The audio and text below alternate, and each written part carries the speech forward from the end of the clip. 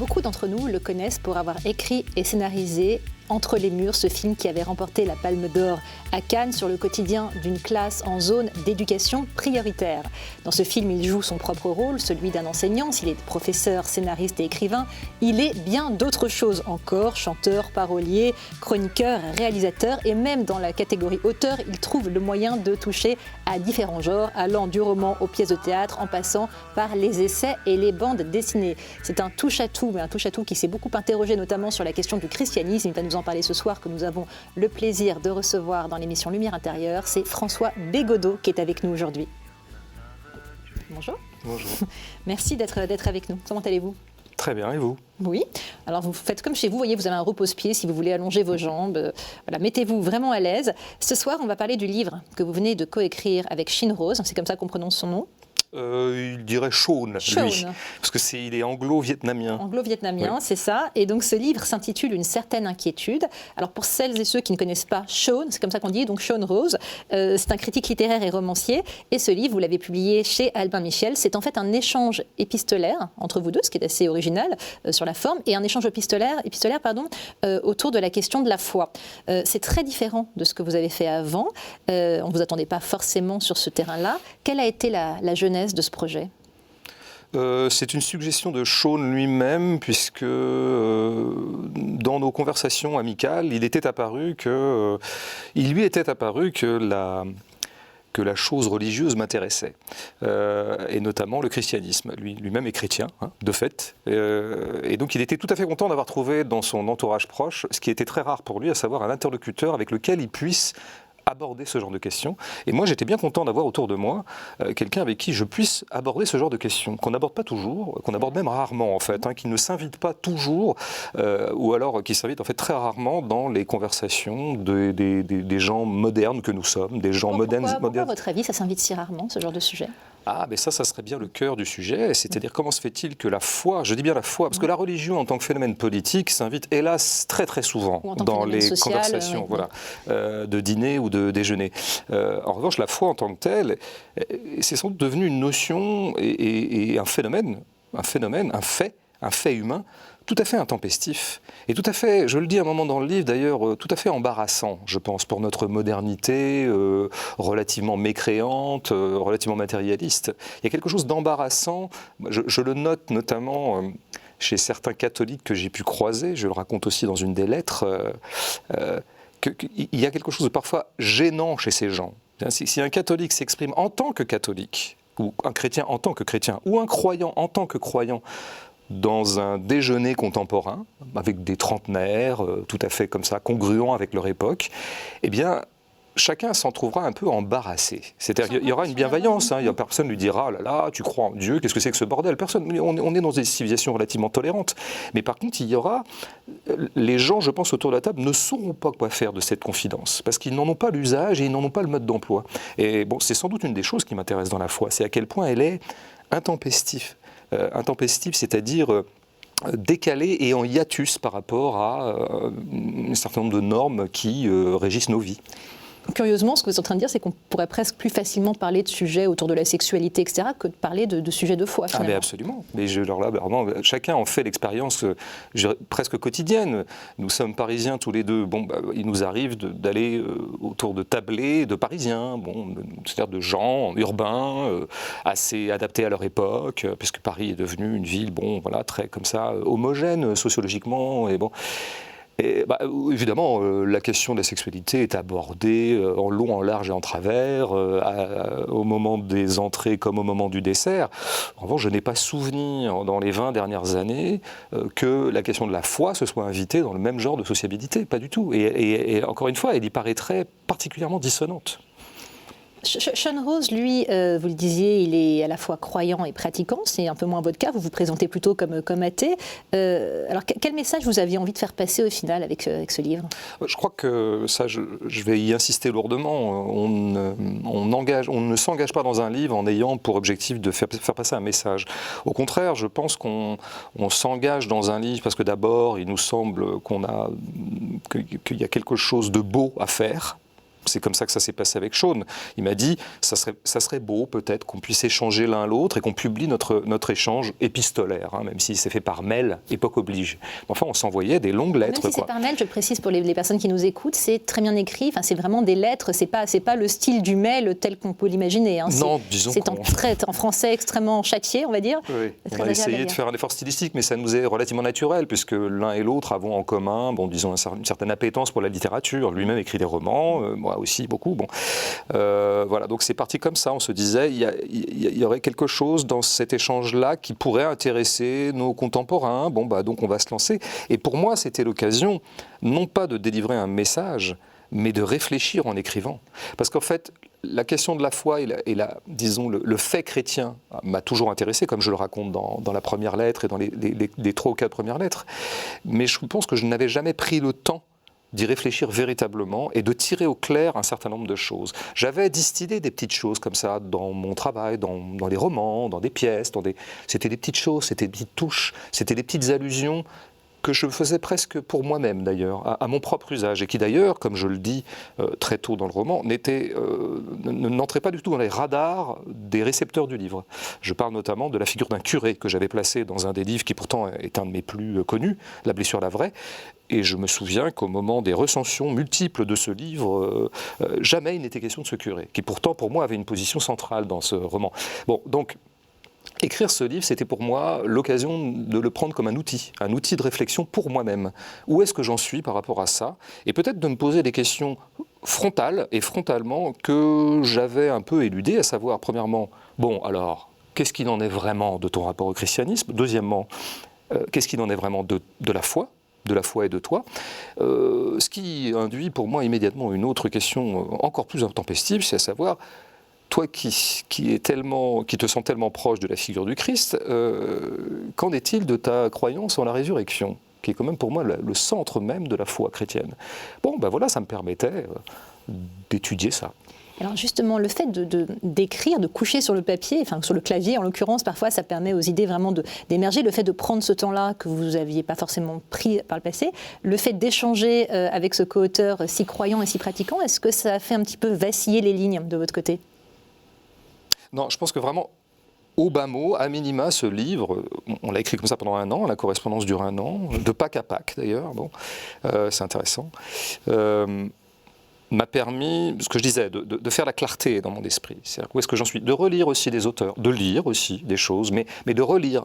J'ai relu le journal d'un curé de campagne, j'ai relu Pascal, j'ai relu Giono, qui n'est pas un chrétien, mais dont je sais que ce qui m'a toujours évoqué a toujours eu à voir avec quelque chose comme l'esprit. Alors, on va voir ce que ça veut dire l'esprit, quoi. Donc j'ai relu certains textes qui m'avaient accompagné, évidemment les évangiles exemplairement, puisque c'est quand même le cœur de la chose, Saint Paul aussi, j'ai toujours aimé moi les textes de Paul. Donc voilà, ça permettait de refaire le point, de se rassembler un peu sur cette question, qu'encore une fois je n'avais abordé que de façon très disséminée, quoi. J'avais distillé. Et là je me suis rassemblé. J'ai essayé de remettre tout ça ensemble et de produire un peu de réflexion, quoi. Alors du coup, voilà, c'est ça, c'est un effet de clarté. Je suis sorti de l'écriture de ce livre en étant beaucoup plus clair avec moi-même par rapport à ça, et beaucoup plus clair par rapport à la question de la foi, à savoir clairement, pour résumer, je le dis dans la dernière lettre, ou l'avant-dernière, je ne sais plus, en l'état, je ne peux pas décemment dire que j'ai la foi. Je peux dire une seule chose, c'est que je désire l'avoir. Alors, peut-être que des chrétiens, et d'ailleurs beaucoup me l'ont dit en m'écrivant des lettres par la suite, à la suite de cette publication, m'ont dit, mais tu sais, vouloir croire, c'est déjà croire. Estimer que la foi est désirable, c'est déjà avoir la foi. J'en suis pas si sûr, en fait. C'est ce que je leur répondais à ces braves gens. Enfin, je dis braves gens avec énormément d'amitié, parce que j'ai reçu des très très belles lettres, très douces, très animées, irradiées par cette bonté que je retrouve chez certains chrétiens. Et je leur disais, j'aimerais bien vous croire, mais non, je crois qu'il y a quand même un moment où la foi se ressent plus intensément que ce que je ressens moi, qui est une demi-attirance. Voilà, c'est ce que je dis à la fin du livre, je me sens un peu en demi-teinte. Et moi qui, comme Dieu, c'est mon seul point commun avec lui, vomit tellement les tièdes, je crois que finalement, par rapport à la foi elle-même, si on a un peu de respect pour l'idée de la foi, je crois que je fais partie des tièdes. Oui, on sent bien que cette tiédeur ne vous remplit pas complètement.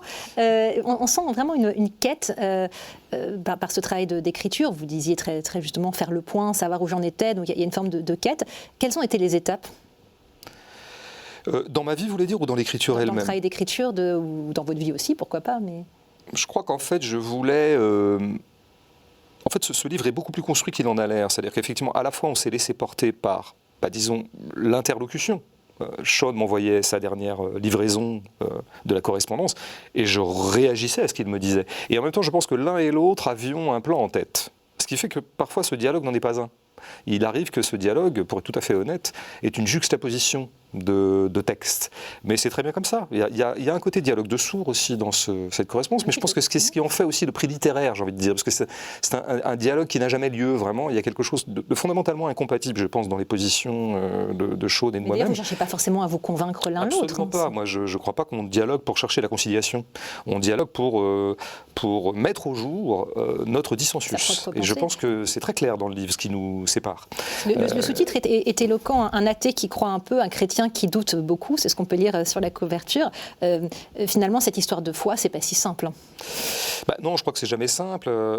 Ce qui a l'air d'être simple et limpide, c'est de ressentir intensément et profondément que ça y est, la foi nous est tombée dessus. Ça, moi, je suis très preneur, bien sûr, de témoignages qui vont dans ce sens, qui sont des témoignages édifiants, dont on a énormément d'exemples dans l'histoire, et puis même parfois autour de soi. J'ai récemment une amie à qui c'est arrivé. Je suis toujours très, très client, moi, de gens qui me racontent ce que ça fait d'avoir soudain l'impression d'une lumière. C'est la métaphore qui revient. Feu dont vous parlait Éric Emmanuel Schmitt sur ce plateau très récemment. Oui. On connaît les célèbres textes de Claudel sur la question, mais enfin voilà, on a tout un tas. Il y a aussi le texte de Pascal, sur sa révélation, en quelque sorte. Alors moi, quand je lis ces textes-là, je suis à la fois très exalté par cette lecture. Je trouve ça toujours très beau, moi. Et en même temps très attristé par cette lecture, parce que ce que je vois documenté là, c'est précisément ce qui ne m'est pas arrivé. Donc, vous dites avec un soupçon de regret ? C'est ce que je dis un peu, oui, je pense que la foi me semble désirable, oui, ne serait-ce que pour apaiser un certain nombre d'angoisses, peut-être, qui sont les miennes depuis très longtemps, mais aussi parce que je pense qu'il y a dans la foi, je trouve, une exaltation, une énergie, une vitalité, qui sont des mots qui me sont chers, et donc je me sens parfois, orphelin. Je suis pas sûr d'être aussi exalté par le vivant que j'aime le constater chez d'autres que moi, et par exemple chez des chrétiens. Au-delà de la question de la foi, il y a plusieurs façons d'être chrétien. C'est quoi votre façon à vous de l'être ? Oui, alors je dis un moment dans le livre, ça c'est pareil, c'est toujours des espèces de positions de demi-mesure qui vont bien avec le tiède que je suis et que je déteste être. Je dis un moment, je tente quelque chose, et alors voilà, et c'est à prendre ou à laisser, que je me sens chrétien quand j'écris. Alors notamment quand j'écris des romans, ce qui est mon cœur de métier. Pourquoi ? Parce qu'il me semble qu'à ce moment-là, peut se déployer dans l'écriture même ce qu'il est très difficile d'opérer dans sa propre vie, dans la vie quotidienne, à savoir parler de ses semblables, parce que c'est ça, un romancier. Un romancier, il parle d'autrui, il parle de lui-même aussi, bien sûr. Il arrive que des romans soient, disons, une expression directe de sa propre subjectivité. Enfin, en général, le principe du roman, et j'en ai fait un certain nombre dans ce sens-là, on dispose des personnages qui ne sont pas nous. Et alors à ce moment-là se pose la question de savoir comment on les appréhende, ces personnages. Et bien, il m'est arrivé, par exemple dans mon dernier roman qui s'appelle En guerre, dans l'avant-dernier qui s'appelle Molécule, notamment dans ces deux-là, de disposer des personnages qui, sans doute, dans la vie, m'inspireraient des jugements assez négatifs. Et je me vois faire comme romancier, quand je les appréhende en tant que romancier, que donc je vais les accompagner pendant un certain nombre de pages, alors là, le jugement se suspend. Il y a ce miracle d'une suspension du jugement, alors qui me paraît la plus belle chose dans le christianisme, et qui me paraît la plus belle chose dans la geste du Christ. C'est qu'il y a à la fois... un jugement fondamental chez le Christ. Il ne faut pas non plus prétendre que dans le christianisme, il y a une absence de jugement, puisque tout est subsumé par un jugement fondamental qui est: il y a ceux qui croient, il y a ceux qui ne croient pas. Il y a ceux qui reconnaîtront le Seigneur et ceux qui ne le reconnaîtront pas. Alors ça, c'est assez violent, finalement, comme partition. Mais une fois passée cette partition, alors il est tout à fait troublant, en lisant les évangiles, de voir que le Christ ne juge jamais. Il juge peu de choses, quoi. Il ne juge pas la femme adultère, il ne juge personne. Il juge les grands prêtres, mais sur un seul motif, c'est qu'ils ont abandonné la foi, d'une certaine manière. En tout cas, ils ont fait de la foi un métier, ou en tout cas un système justement de jugement. Ils jugent des jugeurs. C'est ça le grand truc du Christ. Les grands prêtres n'arrêtent pas d'asséner des jugements. Il y a ceux qui sont conformes au dogme, et puis ceux qui ne sont pas conformes au dogme. Et Jésus arrive et leur dit, qui êtes-vous pour juger, vous êtes bien prétentieux et bien arrogant. Donc c'est à ce titre-là que je dis que je me sens chrétien en tant que romancier. Voilà. C'est déjà pas mal, quoi, mais c'est une étape intermédiaire. Puisque vous parliez du Christ, je voulais revenir sur la notion de résurrection que vous évoquiez tout à l'heure. Vous écrivez dans une de ces lettres à votre ami Shen, décidément j'ai du mal à le prononcer, « J'aime beaucoup le flou, pour le coup artistique, de tes lignes sur la résurrection. Tu ne crois pas à la résurrection, mais tu veux bien croire l'homme qui s'est dit ressuscité. C'est obscur, donc lumineux. » Qu'est-ce que vous entendez par obscur, donc lumineux ? Je crois que c'est ça qui est intéressant, je dirais, dans les religions en général, dans la mystique en général, dans le christianisme en particulier pour moi, c'est la religion avec laquelle j'ai le rapport le plus fort, pour des raisons, je dirais, non pas éducatives, stricto sensu, parce que je viens d'une famille tout à fait athée, voire même anticléricale, mais en tout cas pour des raisons, je dirais, d'environnement culturel général. Je suis né en France, en Vendée en plus, donc c'est avec le christianisme que j'ai le plus à faire. Et c'est vrai que ce qui me frappe dans les textes chrétiens, parce que finalement je n'ai jamais eu de rapport avec le christianisme que par le texte, je ne pratique pas, je n'ai pas grandi dans des milieux chrétiens, etc. Ces textes sont toujours traversés par une hybridation tout à fait subtile et qui d'ailleurs me paraît caractériser la littérature elle-même entre l'obscurité et la lumière. C'est-à-dire que vous lisez des pages de Bernanos, vous lisez des pages de Pascal, qui sont sans doute les deux plus auteurs chrétiens avec lesquels j'ai eu le plus de familiarité, et vous êtes en permanence traversé par un double sentiment d'absolue compréhension de ce qui se dit, et quand même de grande opacité. Ça, c'est notamment vrai du journal d'un curé de campagne, qui est un livre à la fois lumineux et obscur. Je l'ai dit dans une préface que j'ai consacrée à ce livre, dans une de ses rééditions récentes. Quand j'ai lu ce livre à 17 ans, sans aucun outillage chrétien, alors vraiment j'étais absolument ignorant de cette affaire-là, pour des raisons, pour le coup, éducatives et familiales. Tout me paraissait clair. C'était tout à fait étonnant. Et en même temps, j'aurais été bien incapable d'expliquer ce qui me paraissait clair. Oui, donc c'était une clarté obscure à moi-même. Mais j'avais le sentiment d'une immense familiarité entre ce curé et moi. Qui est une rencontre tout à fait improbable, je veux dire, à l'époque.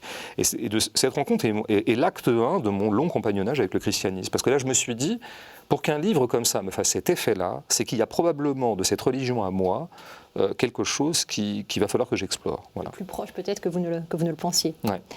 Est-ce que c'est cette dichotomie entre l'obscurité, la lumière, ce côté assez flou, vous parliez de flou artistique dans la lettre, qui génère cette certaine inquiétude? Enfin, en fait, voilà, je me suis posé la question, pourquoi ce titre, pourquoi une certaine inquiétude finalement? Alors, on avait envie de mettre en... Le titre est de Shaun et c'est un mot qu'on aime bien tous les deux, l'inquiétude. Je crois qu'on se l'est dit un peu dans nos dialogues.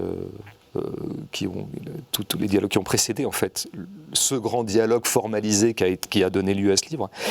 Alors on voulait entendre le terme d'inquiétude en faisant entendre le fait qu'il était le contraire de quiétude. C'était plutôt ça qu'on voulait faire entendre avec un effet, je dirais, d'ouïe littéraire. Vous savez, quand on entend... Je vous interromps parce que chez lui, justement, cette croyance et cette pratique génèrent une très grande quiétude, manifestement. Oui, c'est vrai, mais elle s'origine dans une inquiétude fondamentale qui, d'ailleurs, dont il dit très bien de lettre en lettre qu'elle perdure, malgré la foi. Oui. La foi ne l'aura pas apaisé totalement. Et c'est toujours très beau, d'ailleurs, de voir à quel point la foi n'apaise pas les gens, et j'en suis bien content, parce que je pense qu'il y a finalement les gens apaisés, c'est un peu ennuyeux, et c'est intéressant. Imaginons un Bernanos apaisé. Le prix de sa littérature s'en serait trouvé très dévalué. Finalement, l'inquiétude, c'est ce qui nous met en marche, c'est la quiétude qui nous immobilise. Bien sûr, il n'y a pas plus ennuyeux quelqu'un de quiet. Alors bon, l'inquiétude, c'est la fébrilité, c'est la fragilité, c'est sans doute aussi de l'humilité, c'est de dire que finalement, rien n'est jamais acté dans la vie et qu'on n'est jamais arrivé à quoi que ce soit. La réussite, ça n'existe pas. Enfin, il n'y a que les gens tout à fait bas de plafond qui croient avoir réussi quoi que ce soit. Non, la vie, ça rate tout le temps. Ça rate tout le temps, la vie. L'amour, ça rate tout le temps. C'est très exaltant, ça existe, mais ça rate. On n'est jamais complètement à la hauteur de l'amour, c'est ça que je veux dire. On n'est jamais complètement à la hauteur de l'art. Quand on écrit, on n'est jamais complètement satisfait de ce qu'on écrit, etc., etc. Donc, c'est dans l'espace de ce ratage que se situe l'inquiétude, et c'est le propre de notre condition. Donc, je crois que c'est mon inquiétude fondamentale et absolument irrémédiable, je crois, qui m'a rendu si sensible à quelque chose dans le christianisme. Et c'est l'inquiétude fondamentale de Chaune qui l'a rendu lui aussi sensible au christianisme, même si on a négocié ça dans les différents... d'inquiétude. Et alors vous avez beau vous dire athée, vous écrivez « Étrange me semble l'obstination enragée des athées à réfuter toute forme de transcendance ». Est-ce que ça revient, comme vous l'évoquez dans le livre, à se condamner au néant ? C'est-à-dire que c'est la fameuse... C'est Pascal parlant à ce qu'il appelle le libertin, lui, à l'époque, qu'il faut envisager dans le sens de libre penseur, c'est-à-dire des gens qui, je veux dire, ont déclaré une sorte d'insoumission au christianisme. Et c'est le fameux coup du pari de Pascal, ou en tout cas de ce qu'il explique en permanence aux mécréants. C'est bizarre que vous teniez à ce point-là à ne pas croire. Parce que c'est pas bizarre que vous ne croyiez pas. Bon, c'est pas moi qui vais dire le contraire. En l'état, je ne peux pas, encore une fois, raisonnablement dire que je crois. Donc il est assez compréhensible qu'on ne croit pas. Il y a quelque chose de tellement grand, immense, qui nous dépasse, fou dans la foi, que nous ne sommes jamais à la hauteur de cette folie-là, et peut-être de moins en moins d'ailleurs. Bon, donc il n'est pas étonnant qu'on ne croit pas. Il est tout à fait étonnant qu'on s'acharne à prétendre qu'on ne croit pas et qu'on ne croira jamais, etc. Quelqu'un qui répète à l'envi à quel point je ne crois pas, il n'y a pas de Dieu, nous ne sommes que poussière, c'est quelqu'un qui montre presque une sorte de réjouissance du fait qu'il est voué au néant. C'est tout à fait étonnant, ça. Vous avez des choses jolies sur l'indifférence, le fait de dire qu'on croit ou qu'on ne croit pas, d'ailleurs, et de l'afficher avec beaucoup de véhémence, montre qu'on n'est pas indifférent, puisqu'on le crie haut et fort. Oui, ça, je pense qu'il y a sans doute quelque chose... de toute façon, à chaque fois qu'on crie haut et fort une conviction, c'est bien qu'on est en train d'essayer de s'en auto-persuader. Oui. Ça, je veux dire, c'est immanquable pour tous les sujets. Donc oui, sans doute que l'athée qui répète avec vigueur à quel point il ne croit pas, et que donc peu importe où on l'enterre, puisque nous ne sommes que terre et nous serons voués aux asticots, c'est sans doute quelqu'un qui est encore titillé par le doute, et tant mieux, c'est bon signe. En même temps, je crois que c'est aussi quelqu'un qui n'a jamais fait l'expérience du néant. Moi, je crois que si on a fait viscéralement l'expérience de l'angoisse, c'est-à-dire de la conscience de notre néant, je pense qu'on regarde d'un regard un peu plus bienveillant les hypothèses d'une vie après la mort. Il me semble que donc tout ça est articulé à l'intensité d'une angoisse originelle. Puisque vous parlez d'angoisse, j'espère que ça ne va pas être trop angoissant pour vous, mais je vais vous laisser seul sur ce plateau, pas trop longtemps, je vous rassure. En tout cas, vous allez continuer à m'entendre. On se retrouve dans quelques secondes. À tout de suite, François.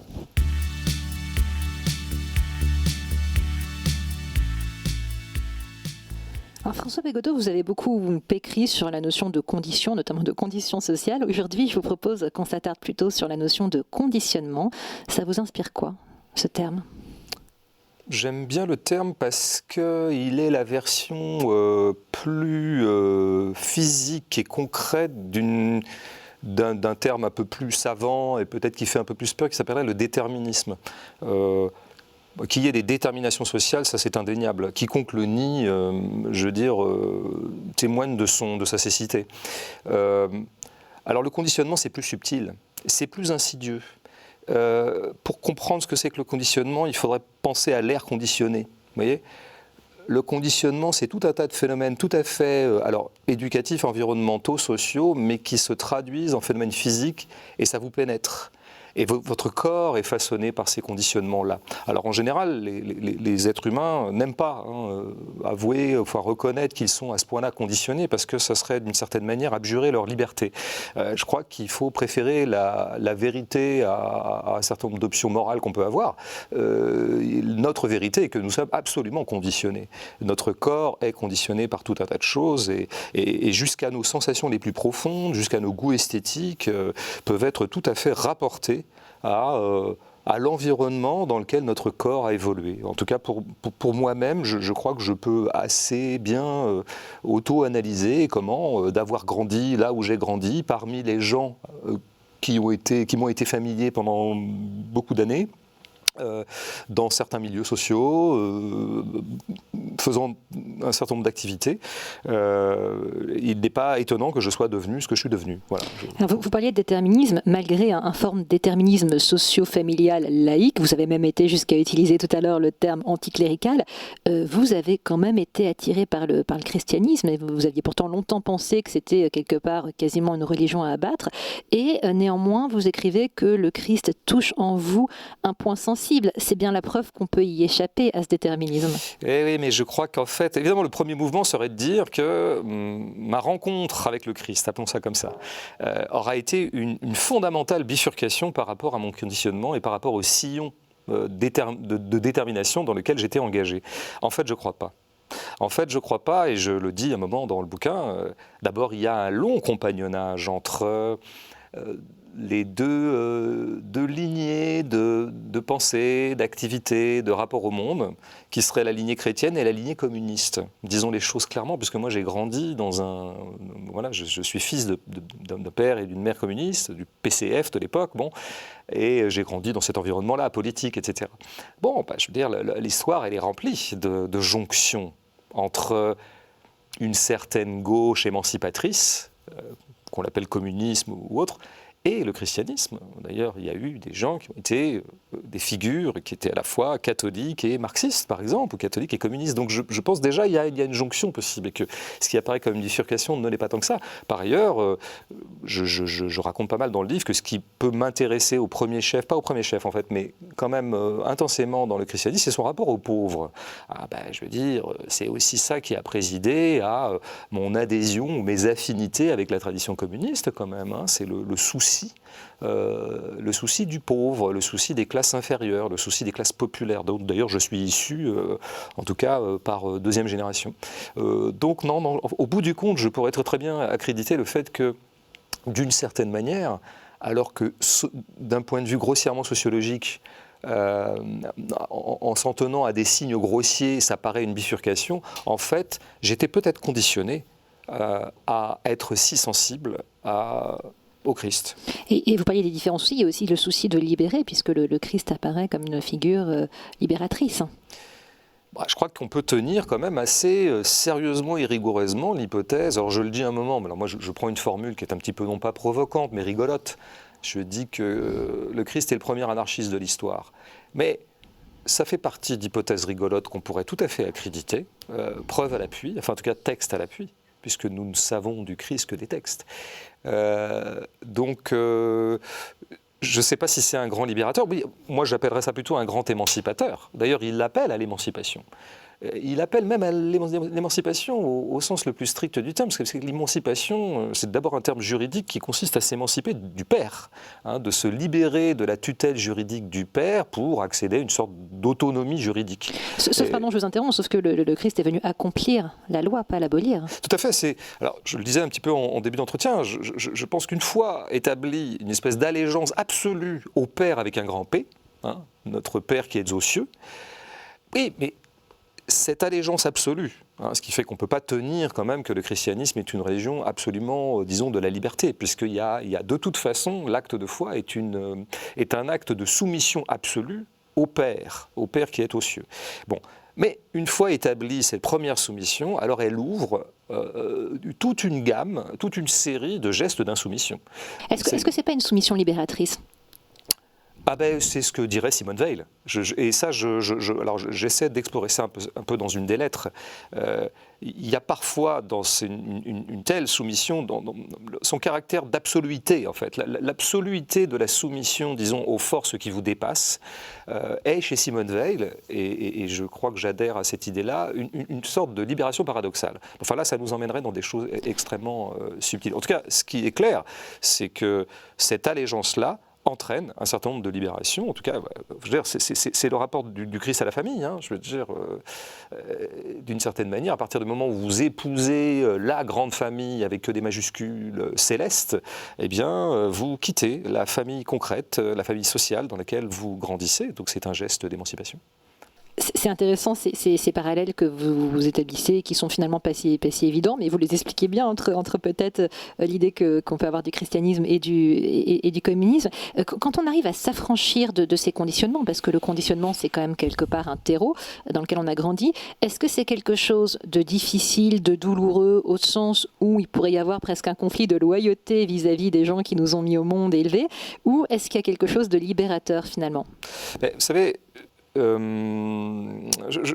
constate souvent ça chez ce qu'on appelle les transclasses, vous savez, les gens qui ont, disons, en tout cas les transclasses, c'est souvent un mouvement ascensionnel, hein, c'est des gens qui sont passés d'une classe à la classe supérieure, par leur diplôme, par des faits de vie divers et variés. Et on constate chez ces gens-là souvent une sorte de honte d'avoir trahi, dirait-il, leur classe d'origine. Moi, c'est quelque chose que je n'ai absolument pas ressenti. Je suis, moi, disons, passé à une classe supérieure par rapport à celle de mes grands-parents, et même par rapport à celle de mes parents. Et je n'en conçois aucun sentiment de culpabilité et aucun sentiment de déloyauté. Mais sans doute parce que je me sens, d'une certaine manière, toujours en continuité avec mes parents. Je sens une grande loyauté, en tout cas une grande homogénéité entre ce que je suis devenu et ce qu'ils ont fait de moi. Et donc, par exemple, je crois que quand mon père a lu une certaine inquiétude, on n'en a pas beaucoup parlé parce qu'il est un peu taiseux, et puis voilà, il y a des pudeurs qu'on connaît bien. On ne parle pas de livres à la maison, en tout cas pas des miens. Je crois qu'en fait, rien ne l'a surpris. Alors que lui, vraiment, est resté très éloigné du christianisme et sans doute profondément resté l'anticlérical et qu'il a toujours été. Mais je crois qu'en fait, il y a quelque chose qui lui a semblé tout à fait familier dans ce que j'essaie de déplier concernant mon amour des textes chrétiens. Donc, il vous en a dit quelque chose? Comment il a réagi? Alors, à défaut d'avoir l'air surpris, comment vos proches ont réagi? Non, mais en tout cas du côté de la famille, jamais je n'aurais de réaction explicite. C'est des choses. Vous savez, beaucoup d'écrivains témoigneront du fait qu'il est absolument impossible de parler de leurs livres en famille, enfin, que les parents ont toujours une pudeur à en parler, que le fils ou la fille qui a écrit a une pudeur à leur demander leur avis. Enfin, bon, au bout du compte, tout ça ne crée que des non-dits qui d'ailleurs peuvent se vivre en toute sérénité, hein, c'est pas bien grave. Mais on perçoit des choses, on perçoit des petites choses.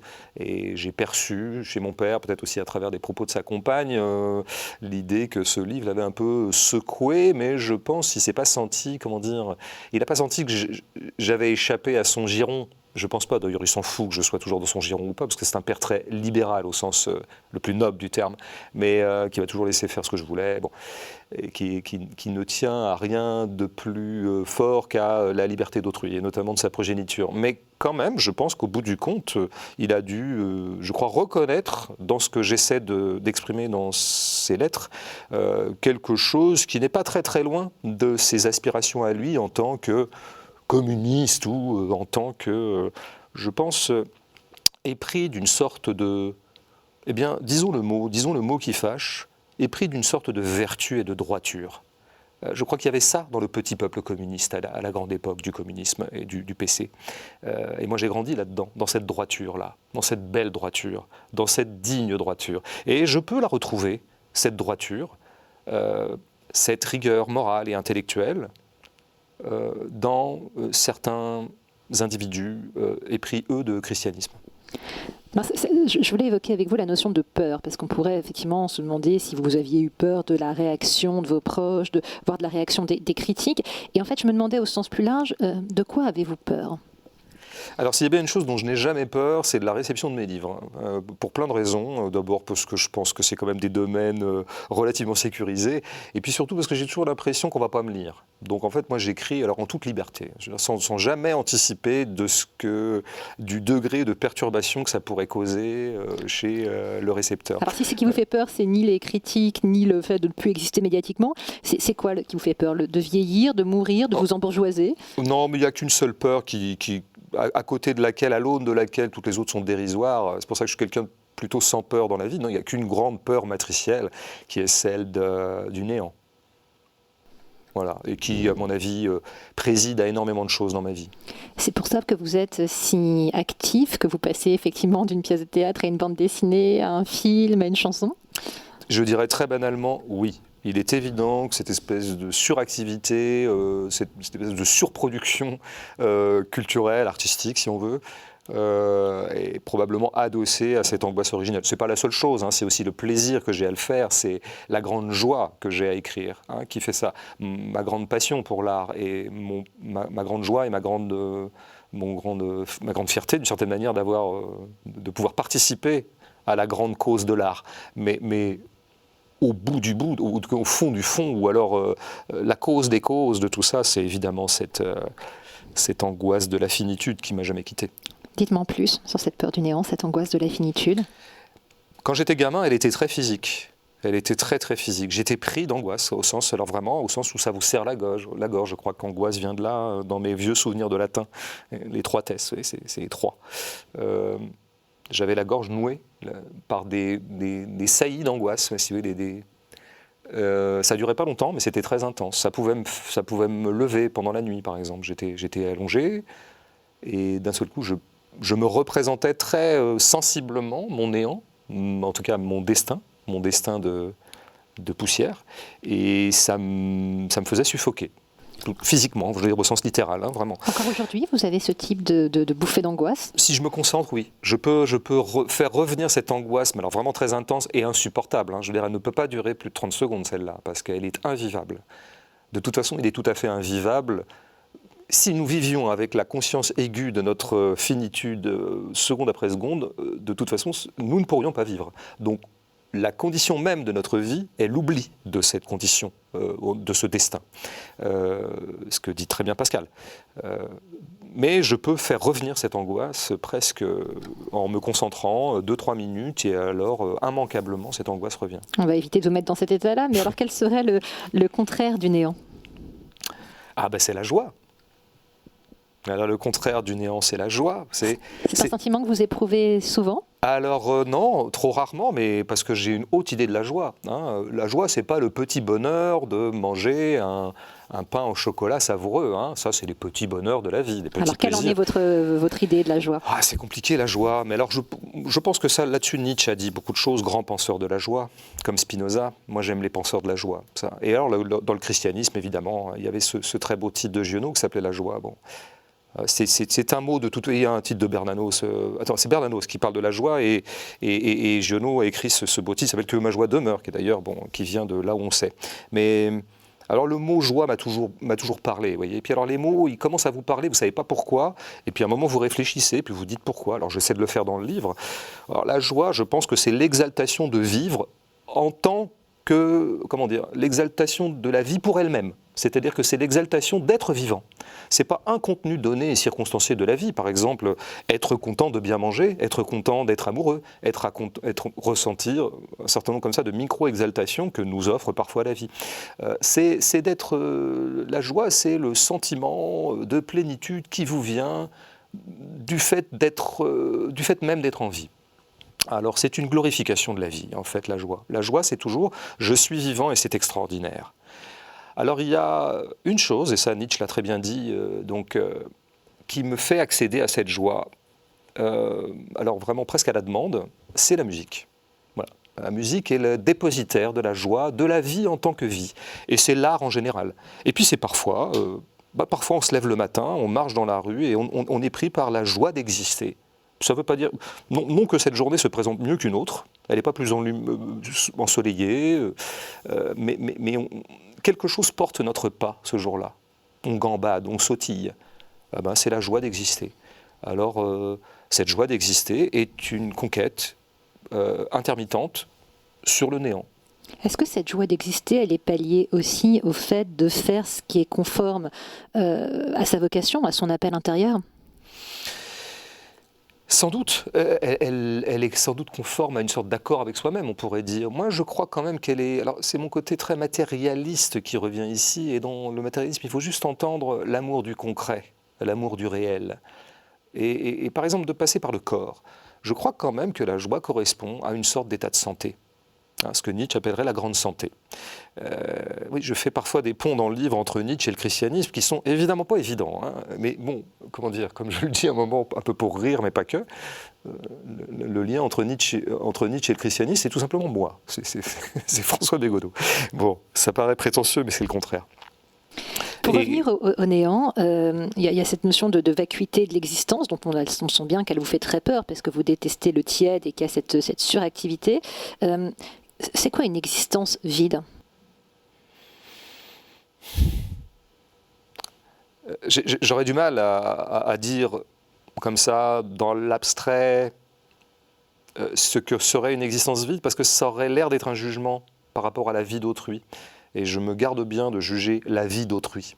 Je peux juger les opinions d'autrui. Je pensais par rapport à la vôtre. Oui, c'est ça. Donc il faudrait voir à quel moment je sens que je suis vide, ou en tout cas que ce sentiment qui peut s'exprimer chez moi dans une formule très prosaïque, à savoir « je perds mon temps », qui est une drôle de formule, qui est une formule désagréable, antipathique, mais elle me vient de temps en temps, donc je ne peux qu'en témoigner. Il m'arrive de ressentir que je perds mon temps. Alors qu'est-ce que ça veut dire, ressentir qu'on perd son temps ? Ça veut dire que les minutes qu'on passe nous paraissent vides, nous paraissent, comment dire, pas à la hauteur de la promesse du vivant. Alors je pense que c'est sans doute ça, le vide. C'est qu'on sent que notre corps a une capacité vitale et que la vie a une capacité vitale qui n'est pas tenue dans ce moment-là. Nous sommes, comme disait Artaud, en dessous de nous-mêmes. Il m'arrive de converser avec des gens et de trouver que nous sommes très en dessous de nous-mêmes, en train de... Voilà. Il m'arrive de passer un moment et de dire que tous les gens qui passent ce moment avec moi sont très en dessous de ce qu'ils pourraient produire comme puissance vitale. Et alors peut-être que c'est la foi qui nous manque. Et il y a cette intensité que je trouve dans le christianisme. Dans le livre, je parle beaucoup de... J'essaie d'être le plus concret possible toujours, et c'est d'ailleurs ce qui nous oppose avec Shaun, à mon sens. Mais j'essaie vraiment toujours de prendre les choses par le concret. Et donc, mon rapport au christianisme, c'est d'abord le rapport à des individus chrétiens, des individus concrètement animés par cette foi. Et cette foi m'a paru, dans ces corps-là, leur conférer une intensité vitale qui m'a fait envie, et dont je me sentais sans doute moi-même dépourvu. Vous avez écrit une pièce de théâtre intitulée La Devise. Alors la devise française, c'est évidemment liberté, égalité, fraternité. Liberté, on a parlé un petit peu de la liberté consistant à s'affranchir de ses conditionnements. On n'a pas encore beaucoup parlé d'égalité, on aura peut-être l'occasion de le faire. Je voulais dans l'immédiat plutôt vous proposer de réfléchir à la troisième notion, celle de fraternité. Moi, j'étais très dubitatif quand à un moment ce mot s'est invité dans le champ politique. Il y a même eu des philosophes, des gens comme ça qui ont appelé à monter un ministère de la fraternité et que cette valeur devait maintenant être invitée dans notre réflexion sur notre vivre ensemble, l'expression dont je crois que nous sommes tous devenus très las. Autant je suis... Et une des raisons pour lesquelles je suis dubitatif sur l'usage politique de la fraternité, parce que je ne vois pas du tout ce que pourrait être une mesure fraternelle, c'est parce que j'ai une haute idée de ce mot et que je pense qu'on ne peut justement en avoir un usage que existentiel, individuel, et que ce mot, il faut l'assumer comme... il faut assumer son origine religieuse, justement. Justement, parce qu'effectivement, s'il revêt une dimension, certes, profondément républicaine, en étant l'un des trois piliers de la République française, il a surtout une dimension profondément chrétienne. Mais absolument, je pense que c'est... et c'est à ce titre-là qu'il faut le prendre. Je pense d'ailleurs, moi je ne suis pas du tout pour que le christianisme ait quelque usage politique que ce soit. Alors ça, vraiment, et les religions en général, ça, vraiment pas, quoi. Ça, je reste anticlérical de ce point de vue-là. Hein, pas du tout au sens épidermique du terme, au sens où j'aurais envie d'aller martyriser les curés, comme c'était souvent le cas de mes parents. Dans son acceptation chrétienne de ce mot de fraternité, c'est quoi pour vous ? Je pense que c'est le sentiment, tout simplement. Alors évidemment, le mot il a des casseroles, parce que d'ailleurs c'est frater, c'est pas soror. Bon, alors il y aurait beaucoup de choses à dire là-dessus, sur la domination masculine incluse dans ce terme. Mais je pense que c'est un sentiment très concret qu'il y a quelque chose, mais il faudrait voir quoi, qui unit l'ensemble des êtres humains sur la planète, indépendamment de leurs différences absolues, de leur diversité, etc. Et c'est le sentiment d'une humanité commune, le sentiment que d'être un humain, ça crée un ciment. Alors, tout ça est très improbable, hein, parce que moi, quand je vois Bernard Arnault, je me sens aucune fraternité avec lui. Ou alors, vraiment, il faudrait que je convainque en moi, alors, très très profondément, le chrétien qui sommeille en moi, pour dire, mais au bout du compte, Bernard et moi, nous sommes frères. Alors c'est vraiment, là il faut vraiment s'armer de christianisme, effectivement, parce que, bon, mais c'est sans doute ça, le miracle chrétien, c'est d'arriver à tenir l'impossible. C'est-à-dire que, en l'occurrence, tenir transcender l'improbabilité absolue d'une fraternité entre Bernard Arnault, je prends cet exemple parce qu'il est emblématique, et moi-même. Il y a cette idée dans le christianisme d'aider son prochain comme soi-même. Vous, en quoi, alors qu'il s'agisse de fraternité, de sororité ou ce qu'on veut, en quoi est-ce que vous donnez de votre temps, de votre argent, de votre énergie justement, ou peut-être en écrivant des romans, pour venir en aide à votre prochain, quel qu'il soit ? Très peu, très peu, factuellement très peu. Je n'ai jamais été dans des associations humanitaires ou caritatives. Dans une semaine donnée, je ne vois pas où je consacre, au sens où on l'entend classiquement, du temps à autrui. Alors, je pourrais dire que quand je discute avec un ami et que j'écoute attentivement ce qu'il me dit, d'une certaine manière, je fais œuvre de fraternité. Je pourrais comme ça pipoter, je pourrais dire que finalement, je suis fraternel par tous les bouts. Mais je ne le suis pas au sens concret du terme, je ne fais pas rien de tout ça. Je pourrais dire aussi qu'en tant qu'accompagnant des mouvements d'émancipation de la gauche radicale, d'une certaine manière, c'est ma manière à moi de contribuer à la fraternité universelle. Oui, je pourrais le dire aussi, mais enfin, j'ai même pas envie de l'affirmer. Bon, alors voilà, on y revient toujours. Moi, ma position dans la vie, je ne sais pas si c'est ma vocation, mais c'est le point d'accord avec moi-même, ce pourquoi je me sens fait, peut-être à tort, peut-être que j'ai méconnu qui j'étais vraiment, mais enfin, je ressens intensément le fait que mon lieu à moi d'intensité, et donc de fraternité possible, en tout cas de glorification de la vie, parce que je crois que c'est ça. Moi, j'ai envie de glorifier la vie en tant que vie. Alors moi, c'est dans l'art que ça se passe. Voilà. Moi, je ne me sens jamais aussi chrétien que quand j'écris, comme je l'ai déjà dit, et je me sens jamais aussi fraternel avec autrui que quand je passe 2 heures à lire autrui, ou à regarder le film d'autrui, ou à écouter le morceau de musique d'autrui. C'est dans ces moments-là que je me sens le plus confraternel. Alors pour terminer sur cette séance on pourrait presque l'appeler d'introspection, on a prévu exprès pour vous un mot un peu difficile, c'est Eucharistie. J'ai eu peur, non, de ne pas le comprendre, ce mot difficile. Mais... Pourtant, vous en avez largement parlé dans votre livre. Je pourrais vous citer, vous le décrivez comme une aberration du christianisme. Ah bah oui, parce que c'est ça qui est intéressant, c'est que oui, c'est pour ça que le christianisme m'intéresse, parce qu'il est aberrant. Voilà, il est aberrant. Je disais qu'il était intempestif, il est embarrassant, il est gênant, il est aberrant. Par rapport à notre petite rationalité d'hommes terminaux, d'hommes de la fin de l'espèce, il est une effraction de l'irrationalité. Il est tout à fait irrationnel de considérer que Dieu s'est fait chair. Saint Paul dit qu'il est scandale et folie en parlant de... Voilà. Oui. Ben c'est bien ça. Vous voyez, tout à l'heure, je parlais des ponts possibles entre une certaine radicalité politique, on va l'appeler comme ça, et le christianisme. Ben, c'est la folie, le pont. C'est la folie.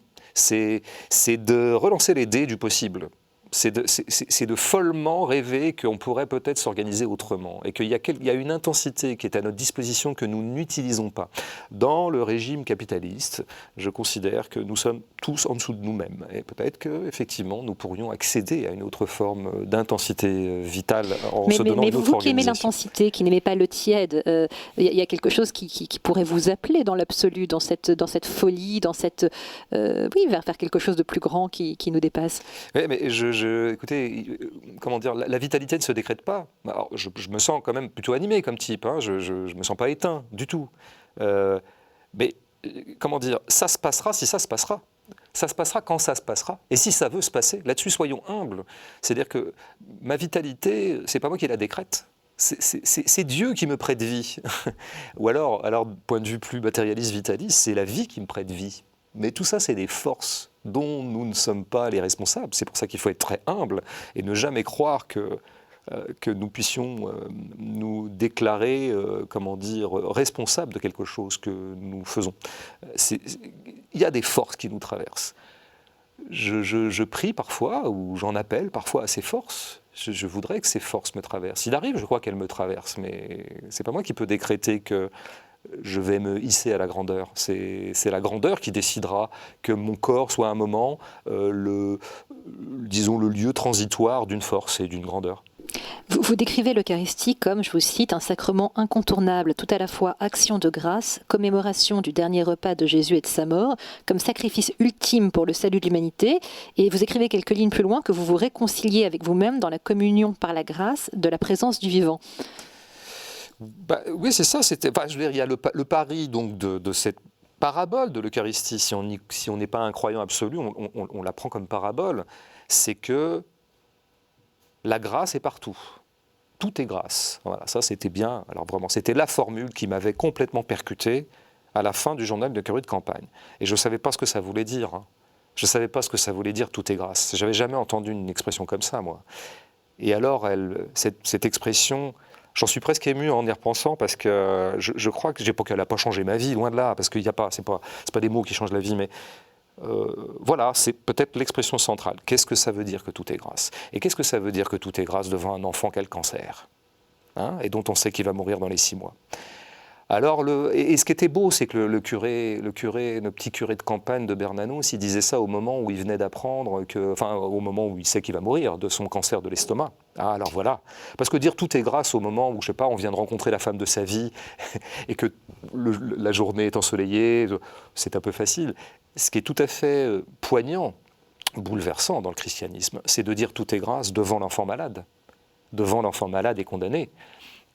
C'est de dire tout est grâce devant la laideur, devant l'horreur. Hein, c'est de ça qu'on parle avec Sean, parce que il dit que sa foi est ébranlée par des faits divers comme celui de ce pauvre prêtre dont j'ai oublié le nom, qui a été égorgé par des jeunes djihadistes, des jeunes perdus, il y a à Saint-Étienne-du-Rouvray, voilà, c'était ça. Et moi je dis que non, mais la foi ne m'en semble que plus nécessaire. Devant ce genre de faits divers horribles, devant ce genre d'absurdité totale, parce que c'est de l'absurdité totale, il n'y a aucune rationalité là-dedans, alors la foi devient de plus en plus nécessaire, au sens où Pascal montre bien qu'elle est nécessaire, pour pouvoir maintenir l'hypothèse de la grâce devant des horreurs pareilles. C'est parce que, voilà, moi j'aime pas beaucoup la foi qui a les mains, enfin je veux dire la foi sulpicienne, c'est comme ça que je l'appelle, sans doute de façon erronée, celle qui finalement se gagne à partir de rien, hein, qui se gagne dans l'occultation totale de l'absolue horreur dont sont capables les humains. Il faut regarder en face notre condition, qui est celle de l'injustice totale du vivant. Il y a des enfants qui meurent, des enfants qui ne meurent pas, et de maintenir que tout est grâce, de le maintenir absurdement. Sur cette nécessité de la foi et ce mystère, on va arrêter là, bien qu'on pourrait en parler pendant des heures. Je vous dis à tout de suite.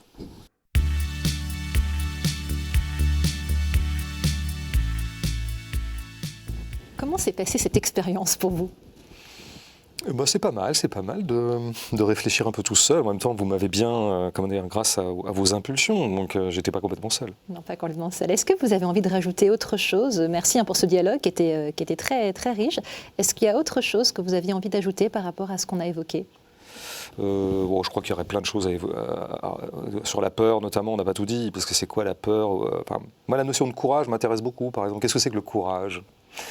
Pour moi, le courage, c'est toujours un surcroît de vitalité. C'est-à-dire que moi, je me sens courageux quand je me sens fort. Moi, c'est simple. Hein. Alors, et je pense qu'inversement, la lâcheté, c'est toujours de la faiblesse. Enfin, on dit, oui, tu es faible, tu as été lâche. Non, je suis lâche parce que je suis faible, parce que je me sens faible. Donc, je pense que quand on est animé d'une vitalité supérieure, on n'a plus peur de rien. Qu'est-ce que vous avez fait de très courageux, dont vous êtes très fier? Vous nous parlez tout à l'heure de courage, d'audace.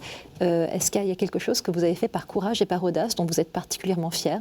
Mais encore une fois, il y a pas mal... En fait, finalement, la notion de courage me paraît un peu erronée, mais il y a pas mal de choses que j'ai faites dans ma vie qui, à mon avis, objectivement, demandaient une certaine audace. Je sais pas, c'est pas rien de parler devant 3000 personnes, c'est pas rien de jouer devant une caméra, c'est pas rien de publier un livre, hein, de s'afficher comme ça, puis d'aller en rendre compte ici ou là. Bon, alors ça paraît des choses tout à fait bourgeoises et très confortables, et je veux bien l'admettre, hein, on est vraiment dans des sphères tout à fait confort. Mais mais une des raisons pour lesquelles j'ai eu cette audace-là, c'est parce que je me sentais fort. Voilà. Alors, en fait, peut-être que j'avais tort de me sentir fort, mais je me sentais fort. Et puis il y a des choses pour lesquelles je me sens vraiment pas fort. Vous voyez, quand je me retrouve devant un conseiller bancaire, par exemple, je suis comme un petit enfant de 3 ans, parce que je comprends rien à ce qu'il me dit. Et c'est un peu gratifiant d'expliquer les choses comme ça, mais voilà, donc je pense qu'on a le courage. comment dire, on dit souvent, on est courageux parce qu'on se sent fort. Non, pour moi, le courage, c'est la force. C'est un synonyme, en fait. En tout cas, nous, on s'est un peu avancé grâce à vos témoignages vers votre essentiel, vers votre réflexion. Merci d'être venu nous en parler. Je rappelle le titre de votre livre, écrit avec Sean Rose, Une certaine inquiétude aux éditions Albin Michel. Merci à toutes et à tous de nous avoir suivis. Bonne soirée, à très bientôt sur KTO.